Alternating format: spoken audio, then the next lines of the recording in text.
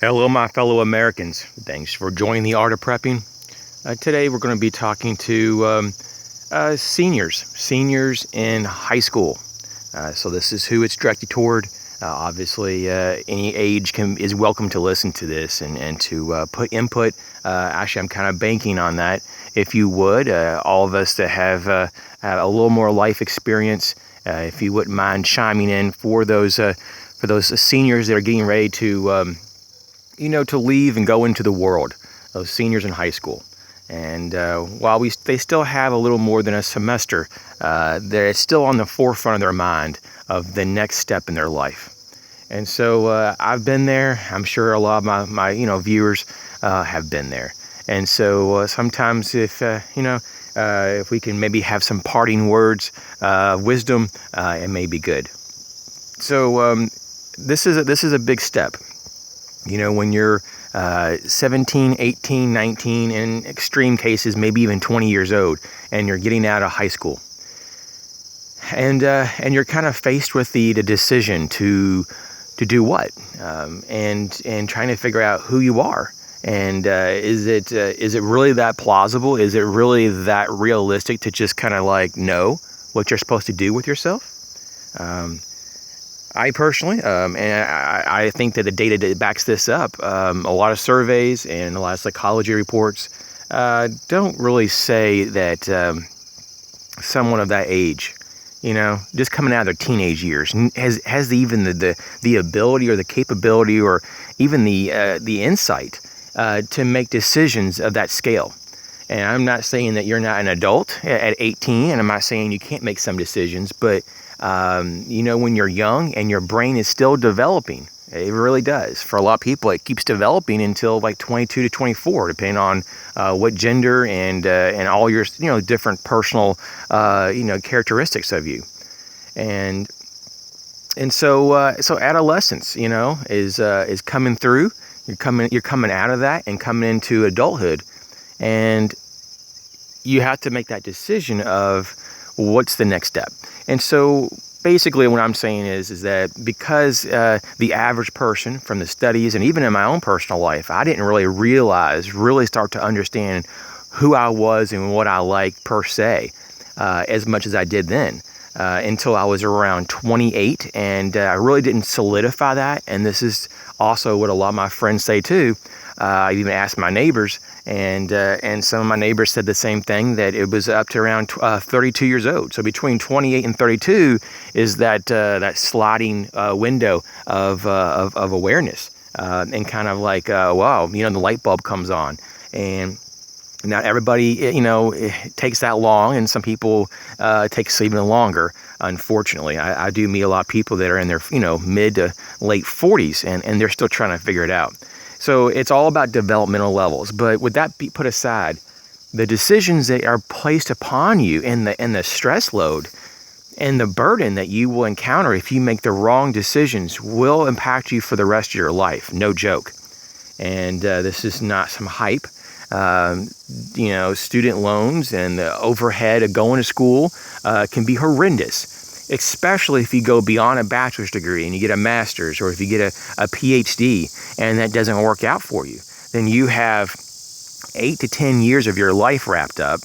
You might have $100,000 to $200,000 in loans, and you still have to pay it. Of course, most people are not going to pursue that type of education. Most people are getting these days an associate degree at a community college, or maybe a bachelor's degree, and only if you're really like, okay, I think I know exactly what I want, which is maybe 5 to 10% of the high school seniors are pretty sure what they want. Everybody else is just kind of like, I don't know, I don't really know, and they try to figure it out when they go to college or when they go to a trade school, just to see if that's even going to work for them. And so it's difficult. It's difficult because that's your choices. Either you can go right into the workforce, A. B, you can go into college, the traditional so-called college or university, private or public, and just try to figure out a major, and figure out if it's a diploma situation you want to get, because they have that, or certificates, or associate degrees. They have bachelor's degrees, master's, and so there's all these different programs depending on what department you're in and what they offer at that school. And there's all kind of prices too. Typically, the state universities are going to be the best bang for the buck. A lot of people even go further and they say, okay, I'm going to go for the first 2 years at a community college, if that's available in your area, which most states have that. And then I'll finish up at the state university. And that's definitely probably even another way to maybe even go even cheaper. But then, of course, you're jumping between two schools, and some people don't like that. Now, in terms of your other options, you have trade schools. That would be C. And trade schools definitely have a place. And I think in most of the time, that might be more practical for the average student. Even if you wanted to go to college later, just having a real skill set, even if it's something that you don't, carry through for, 5 or 10 years later, but to have that skill set, it'll be with you the rest of your life. And so I think that trade, our learning a trade is essential these days. And it could be something like becoming an electrician, a plumber, a carpenter. Carpenters are in high demand. A builder. These things are just, hey, man, there's a lot of stuff out there, guys, that you can specialize. I wouldn't go into, this is just me, I wouldn't specialize in really, really tight little niches, like certain types of electronics. Now, it might be okay to do maybe like computer repair, or maybe even coding. But once again, though, some of those programs are going to go out of date eventually, and those programs, those certificates of programs for those types of computer programming or whatnot, or computer how they have like different versions of Windows, and you can get certified in that. But though, every so many years they come out with a new one. So unless you're willing to just keep on every so many years, keep up with what's new, and constantly get recertified for whatever job you have, then that's okay. But there a lot of people, they have a little bit more forethought, and they're like, okay, what can I learn now that I still need continuing education over time, but it's not going to be horrendous, Like, there's only so much, that, for example, an electrician is going to have to kind of keep up with every year. There might be new products that are going to be very helpful, and you have to learn how to use those on the work site, and maybe how to, install it properly. But in terms of the whole theory of electronics, and electricity in particular, it's kind of straightforward. Once you learn it, you learn it. And once you learn the code, the electrical code and safety code of your area, and what the inspector wants, and how you pass and get a passing grade, so that your job can be approved, then there you go. Then you kind of mastered that. And so being a journeyman, I don't know if they call them journey persons now because everything's so politically correct, but a journeyman to do those kind of trades, I think, is very valuable. And even if you don't have a super strong sense of focus or desire for that, I look at all those trades. There's probably dozens, if not maybe even hundreds. I'm not even sure what's even out there all the way. But just think about all the things that need to be done in society. So I would pick one, and this is just me, and master one. It could only take maybe a year or two. Seriously, some of these trades, some of them have the journeyman program that lasts many years for an apprenticeship, and before you can sit for your license, and then of course you become a master, whatever, like a master electrician and so forth, plumber, and so forth. So there is some dedication to some of these that you may have 4 to 6 years. That's up to you, and that's cool too. But like I said, once you get this under your belt, because you're still going to be relatively extremely young, you could be between 20 and 22 years old at the most, maybe, in most of these, and you're going to be probably a master whatever you want, master electrician or plumber, and you could have that under your belt. And if you just say, hey, this isn't really for me, you still have that under your belt. Now, you may let your license expire, but you have all that knowledge. And so that's going to be so helpful for maybe a prepper community, or for yourself, if there is a long-term SHTF event, that at least you have the plumbing covered, and you can manipulate things and make different contraptions for irrigation and whatever you need for your garden and blah blah. So that's just something to consider. Now, for those who are really die-hard in the liberal arts or whatever it is in the academia world, that you want to go to that university or college, and you're really set on having that major and that status of having this degree, this piece of paper that's sanctioned by this group of people that you don't know, that say, oh, you're proficient because you did X, Y, and Z, and you spent so much time with us, and you did what you were told, and you paid us money, and I'm not knocking it per se, but a lot of it's hocus pocus. And why can I say that, or how can I say that? Well, because I went to college, and by no means it was all bad. I'm not saying that at all, and I did learn a lot of stuff. There's no doubt about it, but for the value that I got, I think it was pretty low.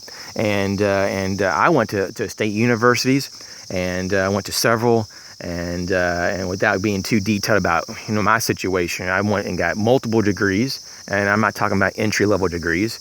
I'm talking about terminal degrees, if you know what that means. Basically, I have to say that I worked in that field for quite a while. At least in my mind, it felt like forever, and I left because it wasn't for me. It wasn't for me, and I didn't wake up in the morning excited to go and do that anymore. So this is what happens. People change, or you realize that you aren't doing what you're supposed to do with your life. And that's okay. That's being human.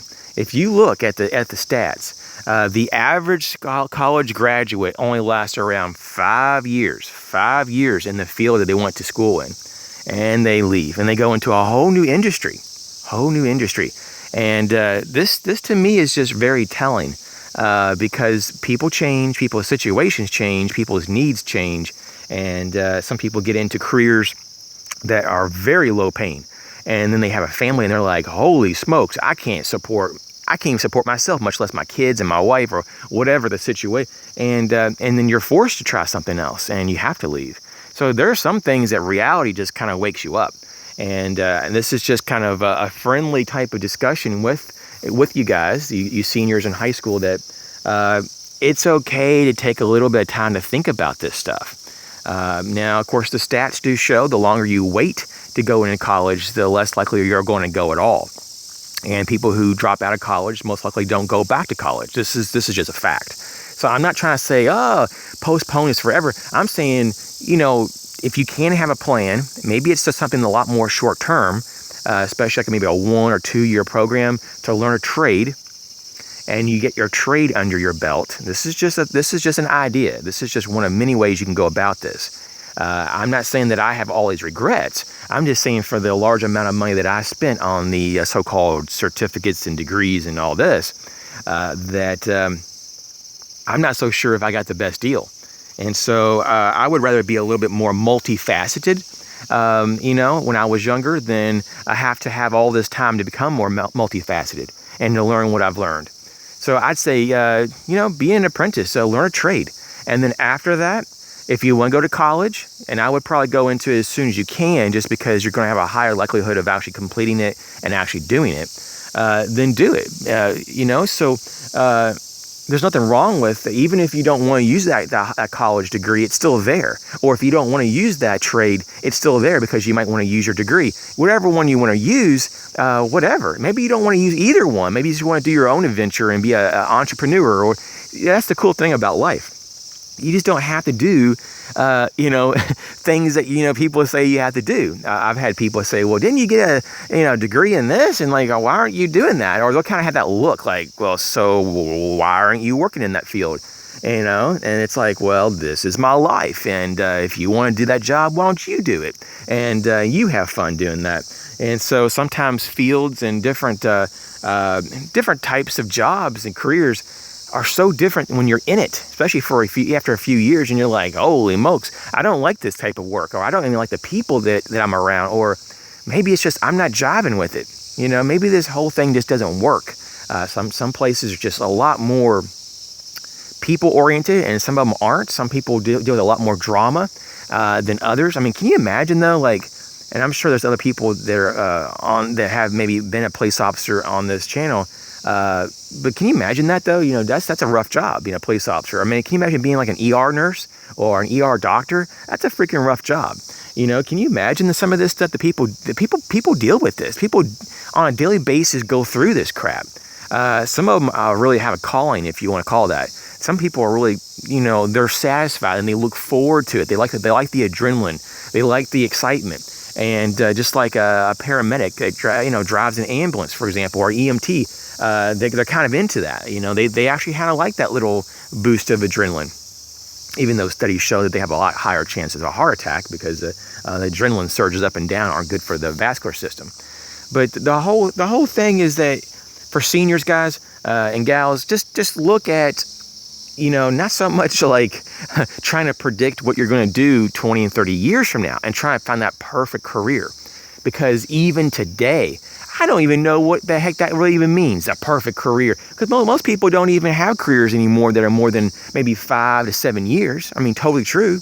And if the great majority, you know, as we talked about, I mean, it's like 80-some% leave the actual field of study that you got your degree in the first 5 years. And they go to a whole new industry. So that just proves that, you know, the human person, the whole human, it's like the whole human condition, that's the word, condition, it's not meant to be put in a little box. You know, it's just like some people have a hard time being in a relationship very long. It's not that it's a bad thing to, you know, have different relationships, but some people just, they get burnt out after like so many years, you know, and hopefully they're not, you know, married and have kids. Hopefully that's not how it is, but some people do that, you know. And if you have a history of jumping around in relationships, you may be also that person that you might be jumping around in jobs. There might be a stability issue, but that's kind of like maybe even a personality thing. And that may not even be that bad of a thing. That may not be the worst thing in the world. I mean, some people call them gypsies, if you will, people who jump around. Some people say that's an ethnic or a racial thing. I don't know. I'm just telling that there's a term there that I've heard in my community. It's like, oh, you know, so-and-so is like a gypsy. They jumping around from job to job. You know, whatever it is. I don't try to get into labels and stuff, but the whole thing is that you do want some stability. And you do want not to have any type of regrets when you look back in your life. And you don't want massive student loans. So if this is just my thing, if you work as you go through your programs, be it a trade school or college or both, work through them. You know, have a job or two, a little part-time job or two, and even if you have to take off a semester or even a year, okay? I've taken off almost a full year one time, and just to have a buffer there so I can keep up. And that's just what I did personally. I paid as I went. And while I look around, even to this day, okay, and I'm not super young, and I mean, even to this day, almost all my friends from college have still some balance due and owed on their student loans. Of course, you know, once again, I didn't go and just get a small degree, but these people, man, are still paying for it. And I mean, it's like, wow, this has been going on. I mean, this is quite a few years, okay? I mean, it's getting into decades here. So this is something that it's like, if you have, and we talked about this briefly before in another video, an actual bill that comes to you every month that's as much as your car, like a brand new car payment, or maybe as much as 2 brand new cars. And I have friends that actually are paying that much, as if it was like a very high-end luxury car or 2 standard cars.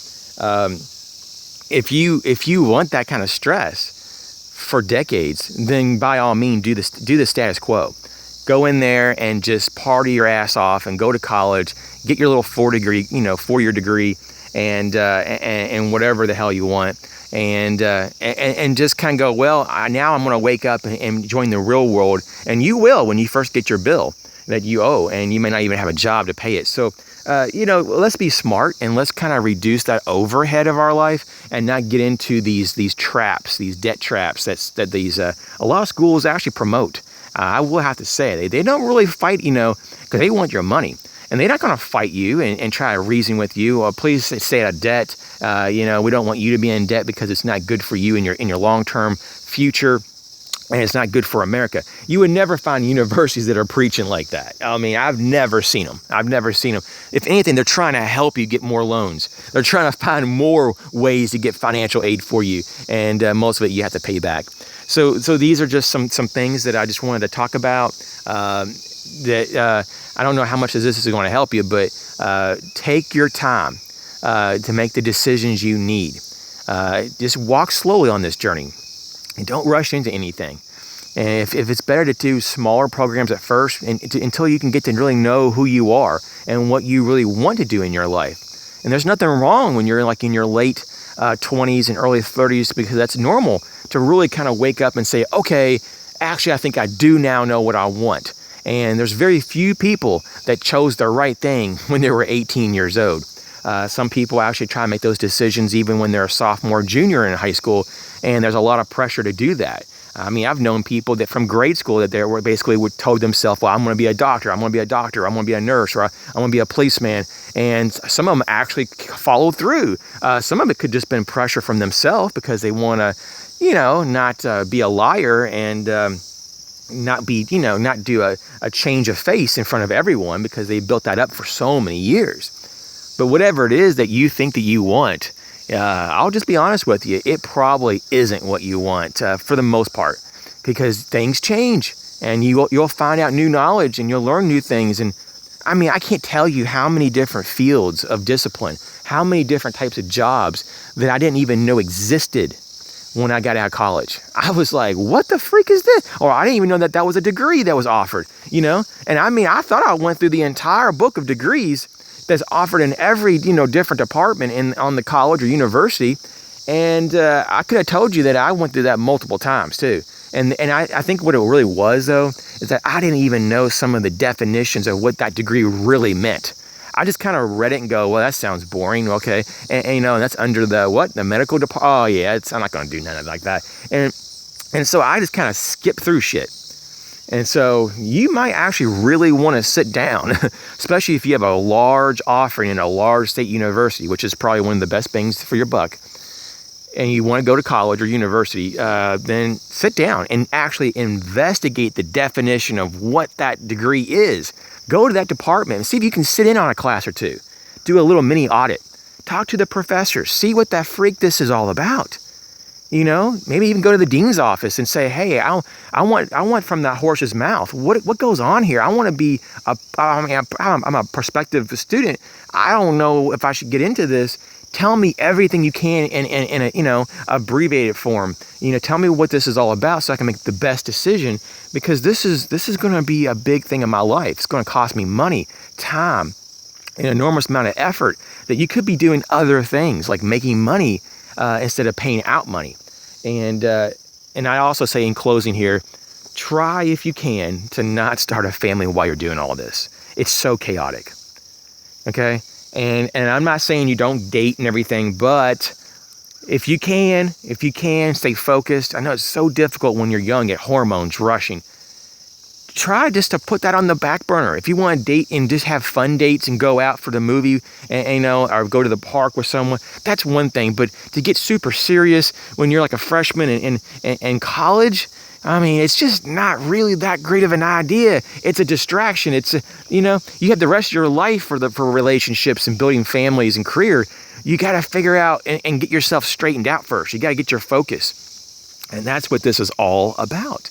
This is what all I'm trying to say is that if you can get yourself in a good situation with a good skill and maybe a degree as well, and you get yourself having at least several different things you can do, and a combo, if you will, you have a much better stance and much better percentage of actually of being successful.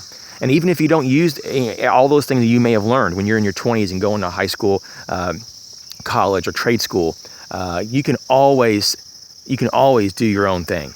And that's always going to be there. You can always be an entrepreneur. You can always work for another person in more what you call generic fields. It could be retail or hospitality. You can always do that, but you can't always just go to college. You can't always learn a trade skill. And because you may be to the point that maybe your body's given out, or maybe you have so many other obligations with family, you can't work that out with your schedule. I see that a lot these days, you know, or maybe a lot of other things. So I wish you the best, and maybe we'll have additional videos on this while we get closer to your graduation next year. And you guys take care and study hard, and I'll have more videos in the near future. Thanks for watching.